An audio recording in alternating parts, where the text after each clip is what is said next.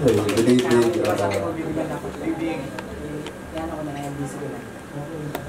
Sige, shot tayo.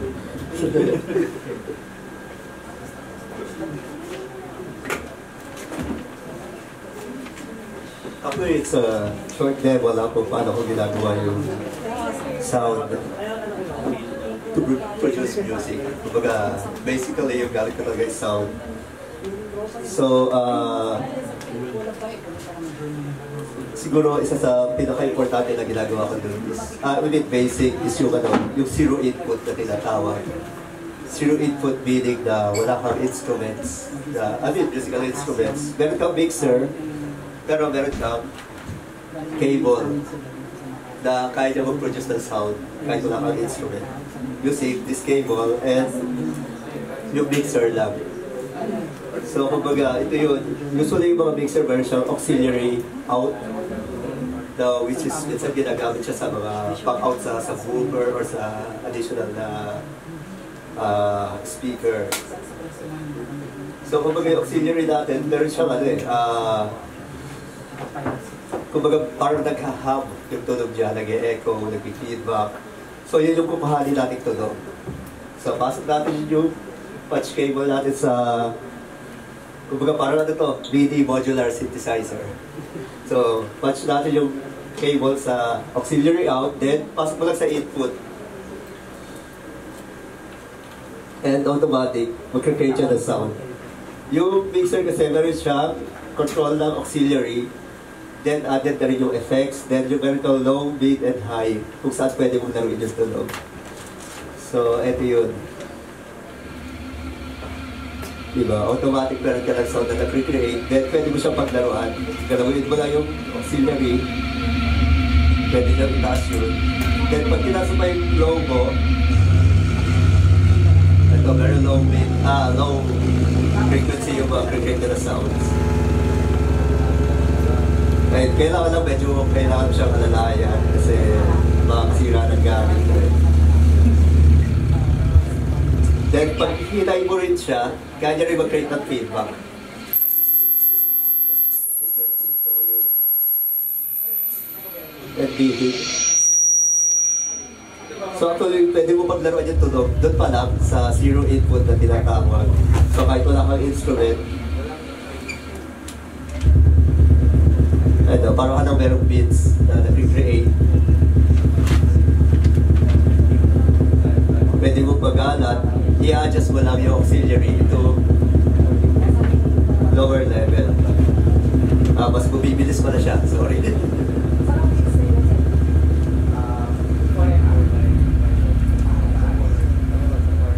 Then pag higher level, yung auxiliary mo,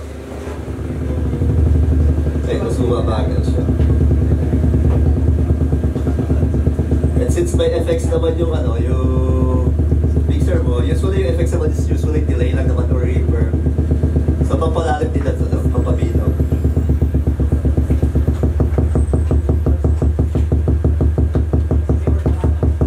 So actually, doon pa lang sa zero input, kaya mo na mag-create ng beats. Pero hindi mo kaya gawin yung kung magko-compose ka na medyo kailangan kantuhan or kailangan medyo kumbaga merong bilang, mahirap. Pero basically, kaya mo mag-create ng music na sa kanya pa lang. Hindi mo siya nagdagan ng idea ng luto. So pag manipulate yun ng high, so parang ka ng may snare and bass.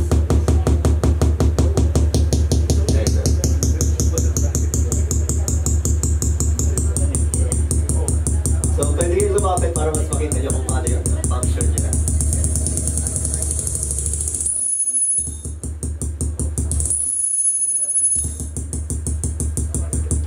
So actually, ang nilalaro ko na yung low, mid, and high niya. All throughout yung auxiliary, nakaman lang yan.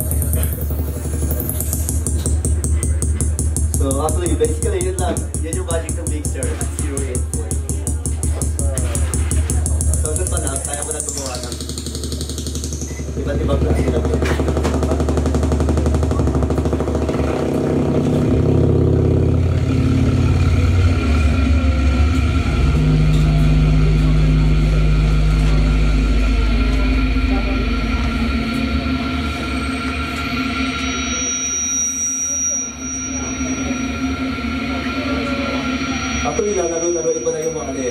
high niya, tsaka yung control ng auxiliary.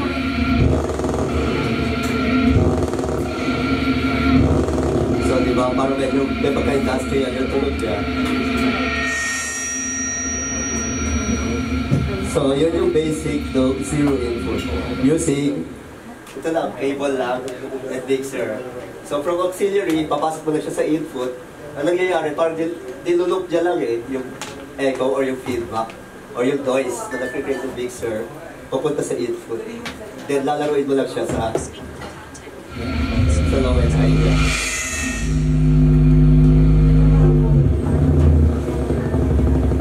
Hindi ko na explain, basic na naman talaga siya. Lalo na sa mga mahilig sa mga ganito, sa mga sound art.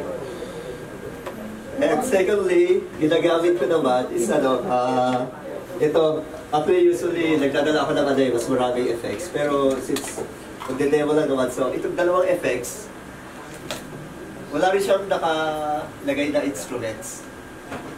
So ito naman, multi-stamp effects siya. So parang anim na effects siya tayo naka-install sa kanya. Yun yung pinaglalaroan ko. So iba-ibang sounds din yung na-create niya. Then dilagdagan ko lang ng another na multi-effects din. Then pasok lang sa mixer. And kaya niya na rin mag-create actually ng sound. Ayun. Usually mga ambient lang or mga parang noise generator. Tapos gano'n din lang, laro din lang sa low, mid, high, at sa effects na rin mismo. Ayun, pag binago ko yung settings yan, nag-tremolo ako.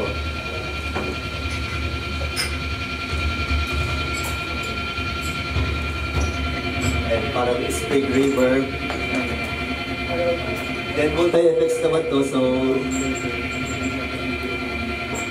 pwede paglaruan lang kung ano yung mga naka-feed na effects.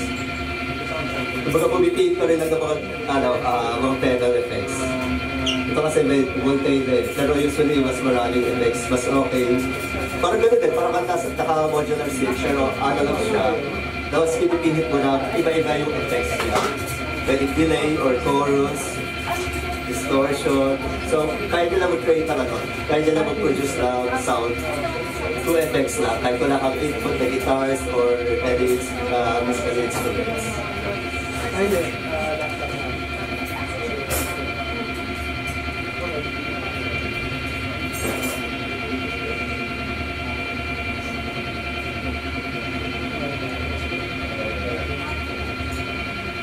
So, secondly, ayan yung pangalawa sa ginagamit ko para makapag-perform ng live without guitars or not synthesizer, I mean, musical instruments na pwede mo yung kakalabitin mo pa para tumalog. This one, ito naman is, gawa ko naman siya, touch synthesizer. Pinasok ko lang siya sa delay para at least hindi lang siya flat na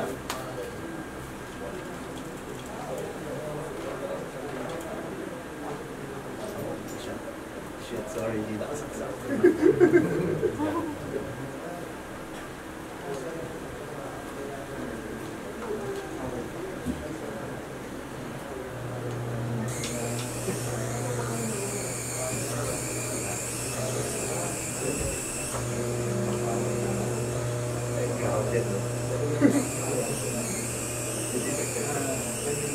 So basically, like tulog ka. Nagdidepende siya sa hawak mo.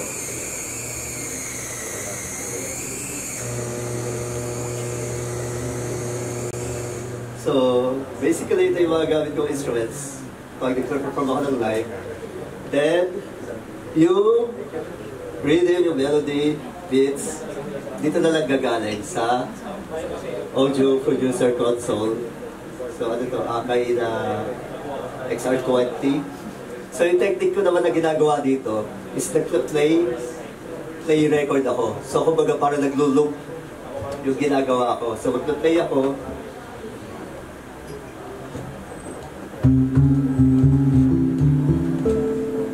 So, ito parang synthesizer yun. So, kumbaga dito ko na-produce yung yung beats, yung melodies. Pero, ayun yan, naka-play record ako kasi hindi ko naman kaya mag-play dire-diretso. Na pagkasabay-sabayin ko sila. So, ang technique ko rito is play record. Ayan.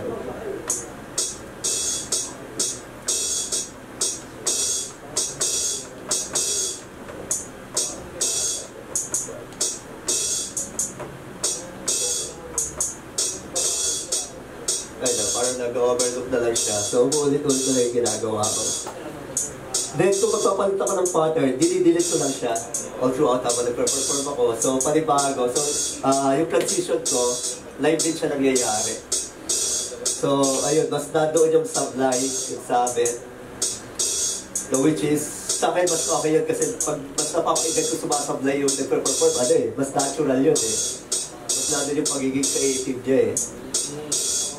Kumbaga, yung perfection, siguro sa recording na lang yun.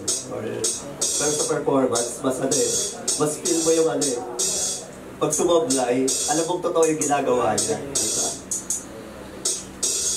Tapos, usually pag magka-transition ako, dinidelete ko.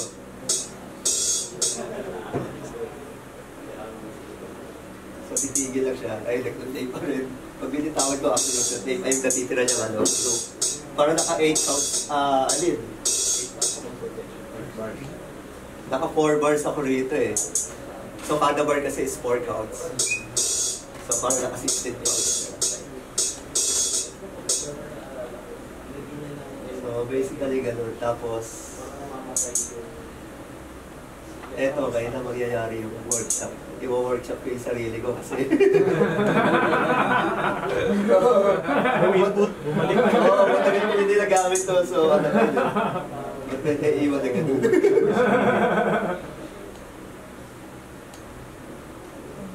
Dali lang ah.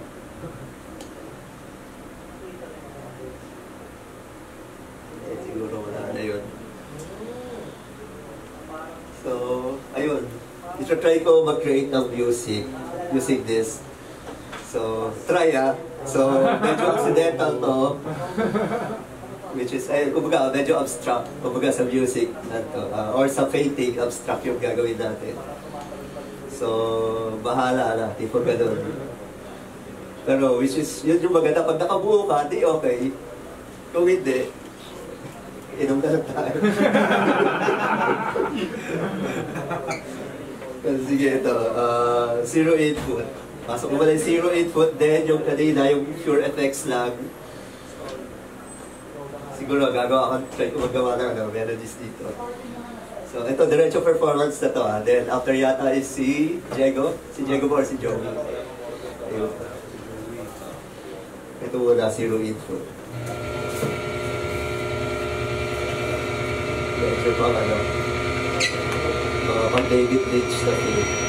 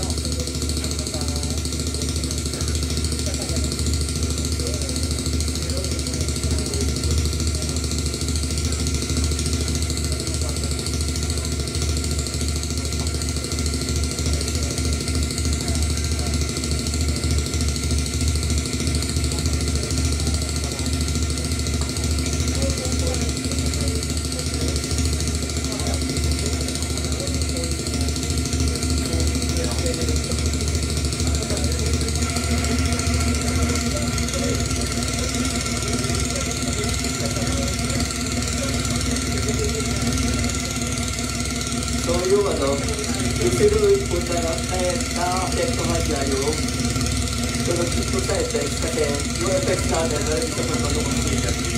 So oxygen na nagaling yung tunog sa akin. Kaya nang ma-affect yung tunog ng zero input natin.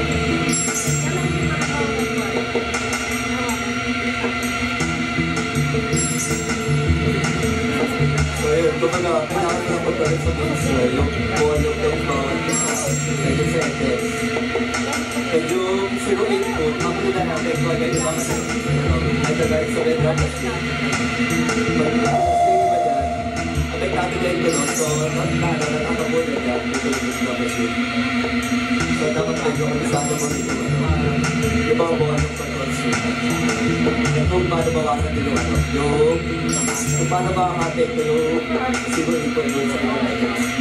So, ang technique is bawasan mo yung serial input para maging serial input doon. Ano, pag pinasok mo naman yung serial input,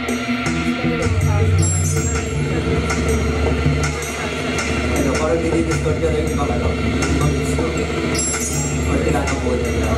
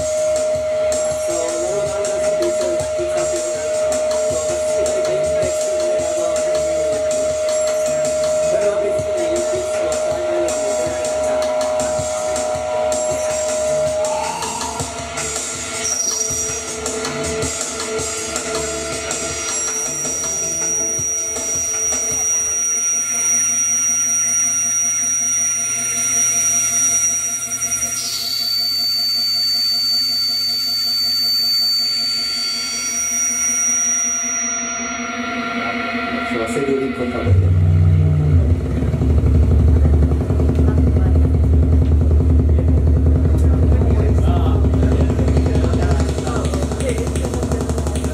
Diba? Ang ganda nung zero input. Kaya,